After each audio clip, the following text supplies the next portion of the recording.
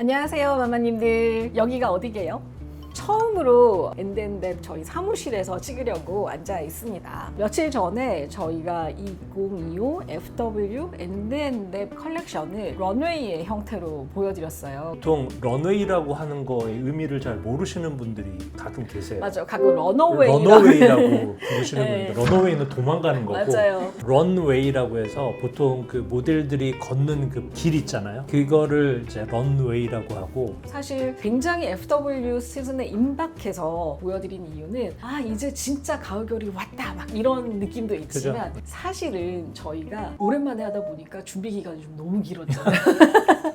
그거를 비밀을 얘기하다 많이들 궁금하실 것 같아서 이 쇼라는 게 어떤 준비를 통해서 보여지게 되는지 잘 모르실 것 같아요. 그래서 맞아요. 그거를 좀 대표적으로 오늘 네. 데뷔쌤이 좀 설명을 해드릴 수 있을 것 같아서 그러니까 이번 쇼는 제목이 The Rainbow Portrait. 왜 무지개 초상화냐면 엘리자베스 1세가 뮤즈였어요. 엘리자베스 1세는 영국을 지금의 영국으로 만든 초석을 다진 여왕님이기도 하고 결혼을 하지 않은 채로 44년간 재위를 했기 때문에 버진 퀸이라고 별명도 있어요. 그런데 그 시대에 여성의 몸으로 재위 기간이 그렇게 길었다는 건 굉장히 강건한 통치를 했다는 뜻이고, 그렇게 하기 위해서 이 여왕님이 쓴 마케팅 기법이 자신의 초상화를 많이 그리는 거였어요. 굉장히 화려하게 차려입고 그림을 그리게 해서 이걸 전국에 배포를 시킨 거예요. 그래서 우리 여왕님 이렇게 정말 화려하고 막 근엄하고 위엄이 넘치는 여왕님, 이런 이미지를 국민에게도 주고 또 본인도 그걸 굉장히 즐겼다고 해요. 그 초상화들을 보면 러프라고 해서 목이 이렇게 굉장히 높고 또 특징적으로 진주 액세서리를 굉장히 많이 하셨고 옷에 주렁주렁 달리기도 하고 굉장히 화려해요. 근데 사실은 저희가 디자인을 할 때 과거의 인물이나 뭐 영화나 영감을 받았다고 해서 그걸 똑같은 디테일로 복각을 하거나 고증을 하는 거는 이제 너무 재미가 없잖아요. 저희는 그걸 현대적으로 엔덴뎁이라는 이미지에 맞게 또 펼쳐놓을 의무가 있는 거죠. 첫 번째는 심지어 FW가 엘리자베스 1세도 아니었잖아요. 아니었어요.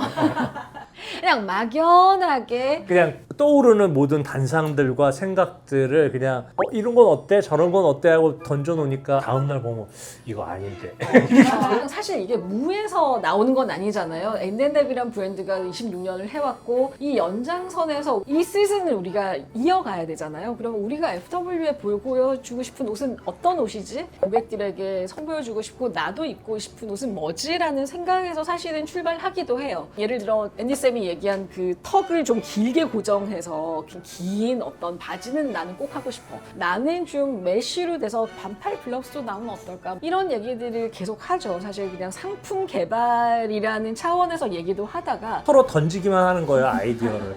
이런 거 어때? 이런 거 어때? 그럼 보드도 만들어보고. 제가 만들어 놓으면은 이제 데뷔쌤이 이건 아니지 않니? 그러면 당신은 뭘 원하는데? 그러면 아무 말도 못 하다가 그러다가 이제 얘기하다 나는 엘리자베스 1세의 초상화가 봤는데 거기에서 나오는 레인보우에 대한 의미가 좋다라는 얘기를 하면 거기서 뭔가 스위치를 탁 키듯이 서로 딱 공감대가 형성이 딱 돼요, 둘이. 이거다 라고 하게 되면 그때부터가 시작이 되는 거라 접점이 이제 점점 맞춰지다가 어떤 키워드 하나로 확 네. 손바닥이 맞으면서 그때부터는 속도가 굉장히 빨라지는 거예요. 그러니까 예를 그게 이제 들면 딱 발화점이 돼요. 눈덩이 굴리듯 점점점 그 커지는 전까지는 거예요. 이게 단순히 초상화 한 점에서부터 나와서 이게 나온 건 아니에요. 모든 게 살살 이루어지다가 이 타이틀로 딱 귀결이 되는 거예요. 근데 그 전까지는 어쩔 수 없이 막 던져야 돼요. 뭐 이건 어때? 아니야.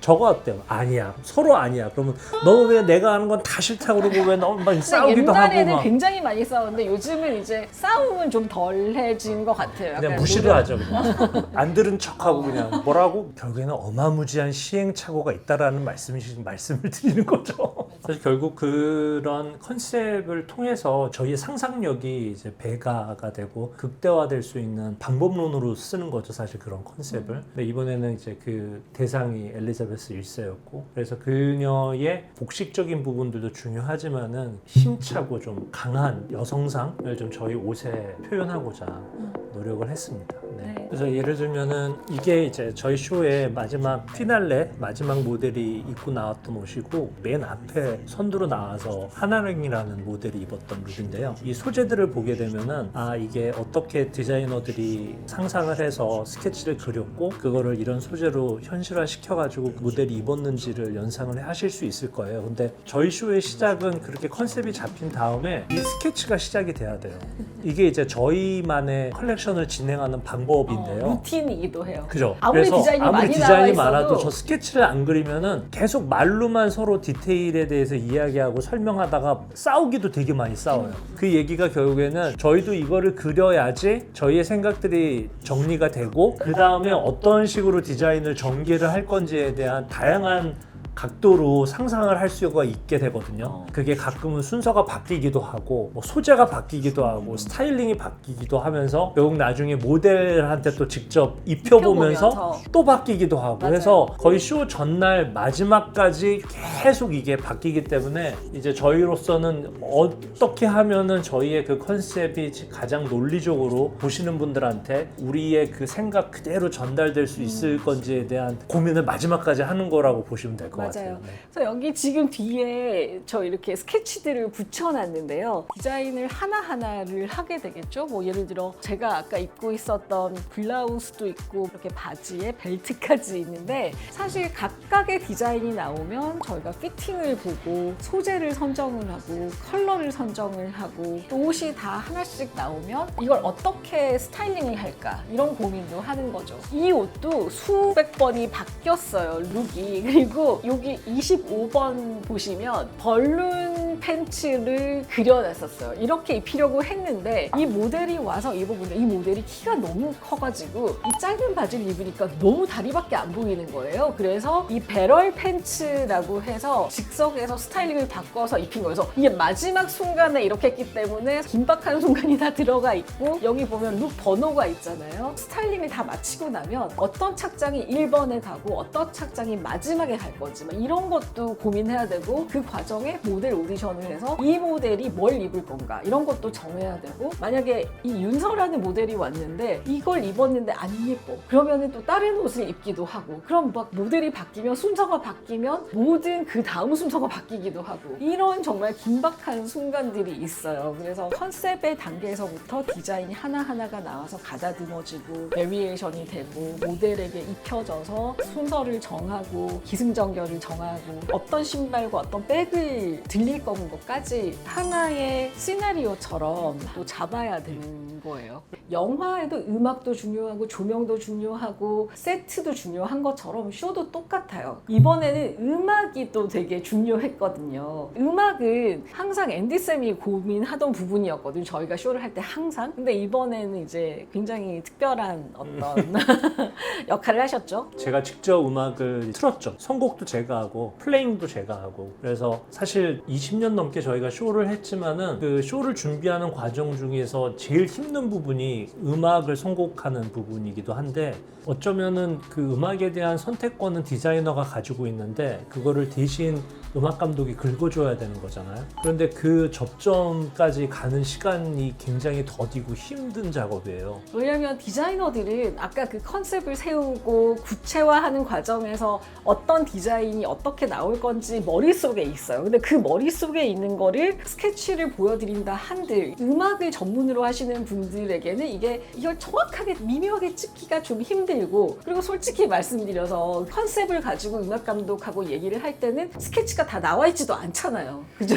그러다가 이제 우연하지 않게 이제 DJ 믹싱이라는 거를 좀 배워놨다가 저도 이번에 제가 이걸 쓸 줄은 몰랐지만은 기회가 돼서 한번 틀어봤는데 의외로 반응이 나쁘지 않아서 굉장히 좋은 네, 뭐 또 겸손의 말씀을 나쁘지 않았다는 게 아니라 굉장히 음악에 대해서 좋게 생각을 하셨고 대외적으로는 데뷔를 하신 거잖아요. 그래서 제가 막 부탁했어요. 이제 우리 앤디 쌤 DJ로서 좀 알바 좀 시켜줘라.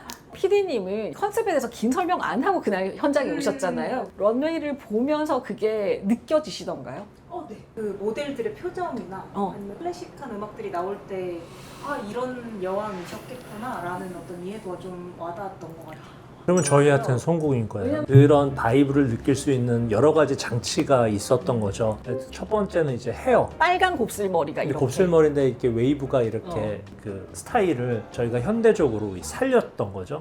그러면서 조금 더 무게감이 있고 힘 있어 보이게. 맞아요. 그런 장치도 있었고 메이크업도 약간은 조금 보수적이고 흐린 듯하지만은 얼굴도 좀 뽀얗고 볼도 뻘겋고 왜 이런 느낌들 있잖아요. 그래서 메이크업으로 좀 많이 살리려고도 노력을 했고 그리고 음악도 제가 기본적으로 하우스 음악을 썼지만은 사이사이에 클래시컬한 요소들이 들어가 있어요. 처음에 솔로 피아노 독주부터 시작해서 그 다음 음악들이 다 현이 들어가요. 선곡을 네, 일부러 네, 그렇게 하신 네, 거죠. 네, 네. 이거는 약간 비하인드지만 한국 사람들의 머리가 직모여서 머리카락이 두꺼운 편이에요. 이 금발머리나 백인들의 머리카락이 굉장히 얇아요. 그래서 뽀슬뽀슬해가지고 방방방 이렇게 뜨잖아요. 한국 모델들은 그게 잘 안 돼요. 안 돼요. 왜냐면 웨이브를 아무리 해놓고 이걸 이제 빗질로 거꾸로 해가지고 이렇게 만들어놔도 금방 꺼지는 네. 거예요. 그래서 마지막 순간까지 백스테이지에서 막 이렇게 올리고 볼륨을 막 이렇게 펼치고 했고 또 엘리자베스 1세가 사실 수두인지 흉터가 있어서 피부를 하얗게 표현하는데 굉장히 집착을 했다고 그래요. 진주를 진짜 실제로 갈아서 하기도 하고 그때 썼던 화장품이라는 것이 납성분도 있고 막 이렇게 했기 때문에 나중에는 피부가 점점점 안 좋아져서 점점점 두껍게 화장을 했다는 그래서 허연 그런 메이크업을 하기도 했고 액세서리나 이런 진주를 저희가 직접 많이 데뷔마마께서 만들기도 또 한 줄 한 줄 또 꿰셔서 만들기도 하시고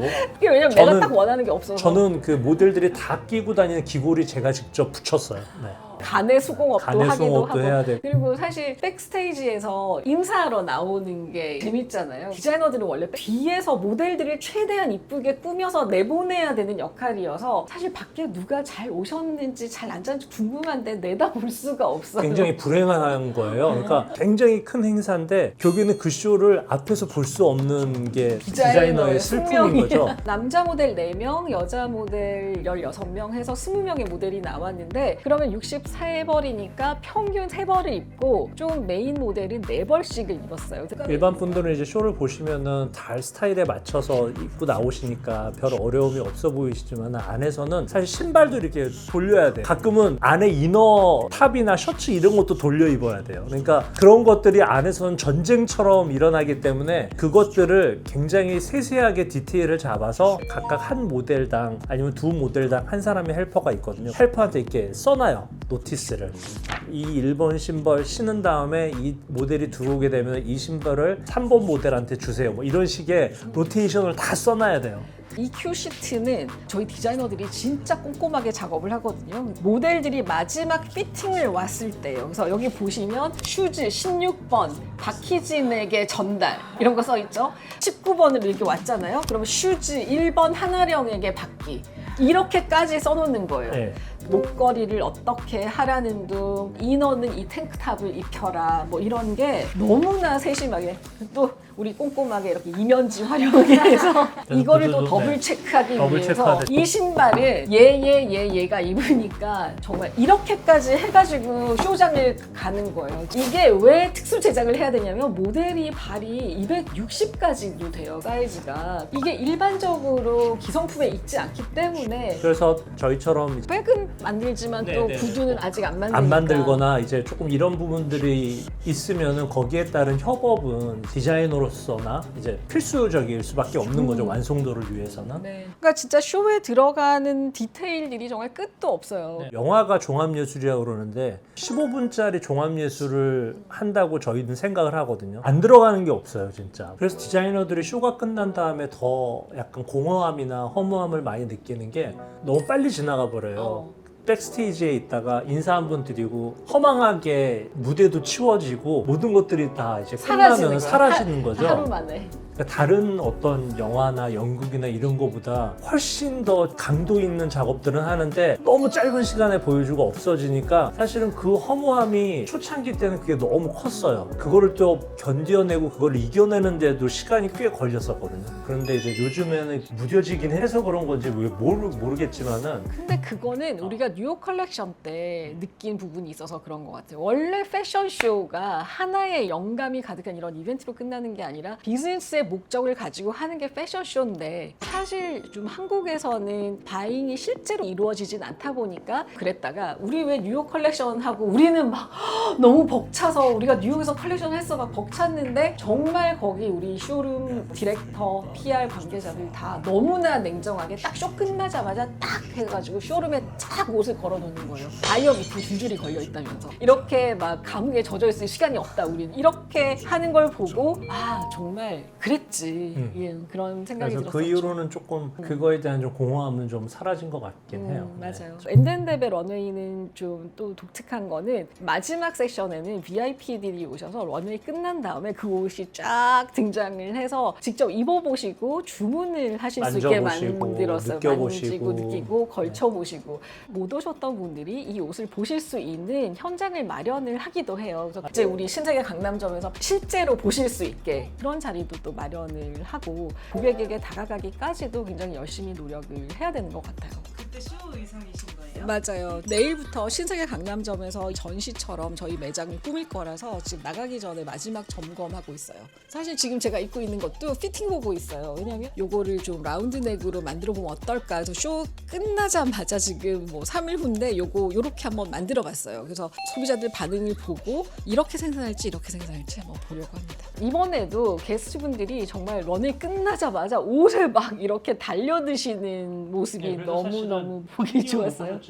세일즈 때 욕심을 많이 내셨던 룩이 이 룩이에요. 굉장히 많은 분들이 이게 사실은 스커트에 자켓이 있는 게 아니라 이게 붙어 있는 롱 자켓 그다음에 약간 롱 원피스 같은 개념이거든요. 근데 이거를 이렇게 닫아서 입으면 드레스처럼 입으실 수도 있고 오픈해서 입으시면은 데님이나 바지랑 같이 입으시게 되면은 그냥 이쁜 코트 드레스 같은 개념인데 VIP 분들이 많이 입어보시고 탐내하셨어요. 이거를 제일 약간 빨리 입어보고 싶다고 이렇게 여기 하셨던 관련- 거고 이 블라우스 사실 엘리자베스 1세를 생각하면서 시그니처스러운 블라우스 하나를 디자인하고 싶었는데 이제 그 디자인이에요. 처음에 크림색으로 만들었다가 결국은 블랙도 나오고 그레이도 있어요. 그러니까 이런 게 저희가 기쁜 거는 컨셉에 충실해서 조금 아이디얼하게 만든 옷인데 사람들도 굉장히 내가 입고 싶다고 생각하고 판매도 많이 되는 게 딱 맞았을 때가 가장 희열이 느껴지는 부분이거든요. 요거는 맞아요. 그래서 요 디테일이 블라우스도 나오고 스커트도 나오고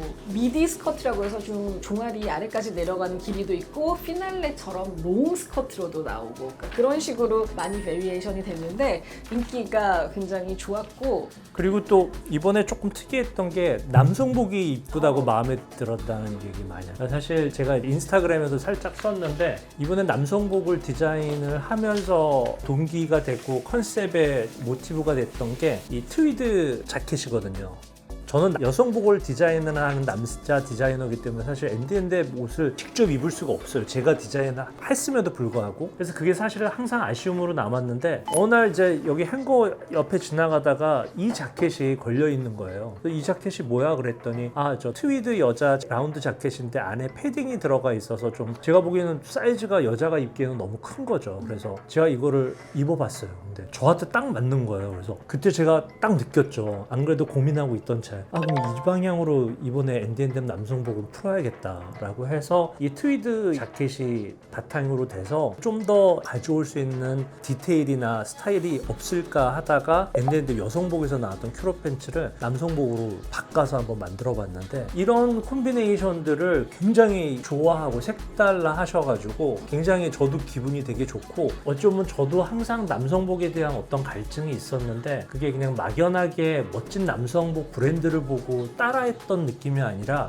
이제서야 앤디앤댐 남성복의 정체성의 실마리를 찾은 듯한 느낌이 들어서 굉장히 의미 있던 작업이었던 것 같아요. 네. 마마님도 되게 많이 놀라셨을 것 같아요. 어. 그날 현장에 보이는 모습이 진짜 그 사람의 본캐다라는 얘기가 있죠. 네, 그리고 사실 디자이너는 쇼로 얘기를 한다라는 말도 있어요. 근데 이번에 쇼를 하면서 둘 다 느낀 거는 확실히 디자이너는 쇼를 해야지 살아있음을 느끼는 것 같다라는 생각이 들었어요. 그래서 네. 다시 시작을 했으니까 메시지는 좀 해나가려고 생각 중이에요. 그러니까 고생스럽다고도 할 수 있지만 또 이 과정을 통해서 더 저희 스스로가 영감을 받고 또 좋은 디자인으로 나오기 때문에 굉장히 중요한 과정이라는 걸 이번에 새삼 굉장히 깨달았어요. 맞아요. 자, 그럼 오늘 쇼의 여운이 가시지 않은 상태에서 저희 사무실에서 아직 이 스케치들을 떼기 전에 앤디쌤과 함께 쇼에 대한 여러 가지 이야기를 나눠봤거든요. 재밌게 보셨기를 바랍니다. 네, 사실 디자이너가 자기 디자인 얘기할 때 제일 두서없이 말이 많아지는데 조금이라도 앤디앤뎁과 패션쇼에 대한 이해 폭이 넓어지는 시간이었으면 좋겠습니다. 마마님들도 궁금하신 거 있으시면 댓글로 질문을 해주세요. 패션쇼가 언제부터 누가 이렇게 하기 시작했는지 이런 거 궁금하실 수도 있을 것 같아서 그런 내용도 한번 만들어 보려고 준비하고 있습니다. 오늘의 이야기가 재밌으셨으면 구독, 좋아요 그리고 공유도 꼭 해주시고요. 또 다음 컨텐츠도 기다려주세요. 감사합니다. 감사합니다.